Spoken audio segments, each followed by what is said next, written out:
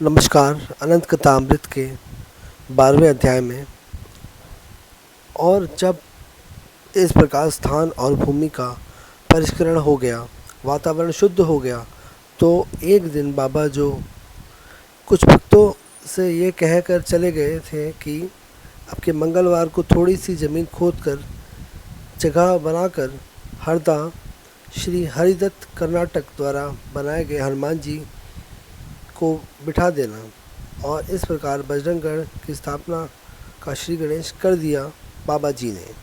कथा लंबी है और उसके अंतर्गत महाराज जी की लीलाएं भी अनेक हैं, पर संक्षेप में ये 7-8 भक्त लालटेन के साथ पूरी पकवान, मिठाइयाँ, फल फूल, धूप, शंख, घंटा आदि एवं पूजा की अन्य समस्त वस्तुएं साथ में कुदाल फावड़ा लेकर मंगलवार की शाम को उस पहाड़ पर हनुमान विग्रह के लिए पहुंच गए। कई घंटों तक धस्ती बजरी को खोदते खोदते किसी तरह हनुमान जी के विराजने लायक स्थान बनाकर जब हनुमान विग्रह को वहां शंख ध्वनि, घंटा, घड़ियाल वादन एवं हनुमान जी एवं महाराज जी के जयकारे के साथ स्थापित किया गया, तो 1 किलोमीटर दूर जिला जेल के घंटे ने रात्रि के 12 बजाए और जब भोग अर्पण कर आरती होने लगी तो विराट आकार के बड़ी बड़ी सींग वाले 2 सांड, एक काला और एक सफ़ेद, एकाएक वहाँ प्रकट हो गए। हनुमान जी के चरणों में वह अपने सींग झुकाते मानो एकादश रुद्र अवतार को नंदी अपने 2 रूप में, एक सात्विक रूप में भक्तों की सात्विक भक्ति का प्रतिरूप और दूसरा रौद्र रूप में भक्तों की रक्षा हेतु दुष्टों का दमन करने के लिए प्रणाम कर रहे हूँ।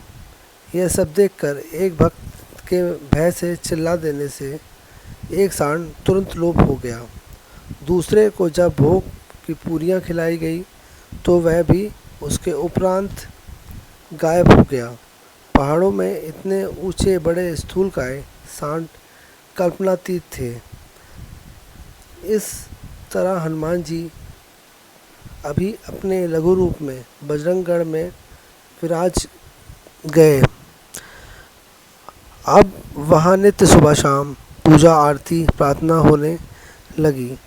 हनुमान जी को तरह तरह के भोग अर्पण होने लगे। बाबा जी के वहाँ पुनः आगमन पर जब उन्हें उक्त घटना सुनाई गई तो वह इस घटना में निहित रहस्य को छिपाते केवल इतना बोले, तुम लोगों ने पहचाना नहीं, वह 2 सिद्ध थे जो हनुमान जी को प्रणाम करने आए थे।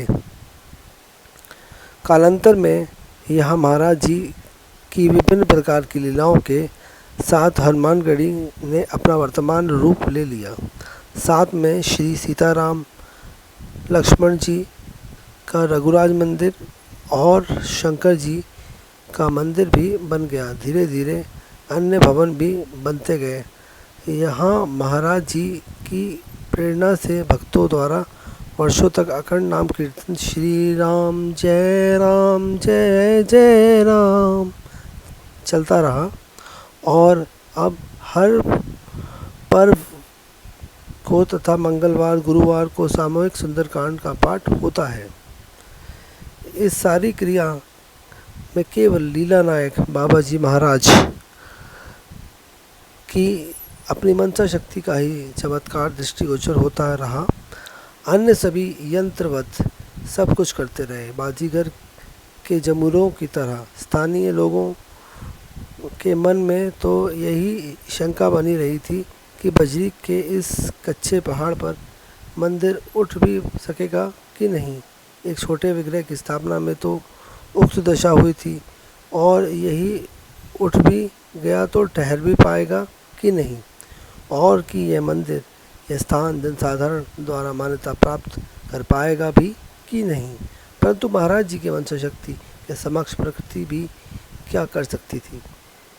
एक की जगह 3-3 मंदिर तथा कई अन्य भवन बन गए जो आज भी वर्ष 1993 में 36-40 वर्ष से यथावत अपनी जगह खड़े हैं।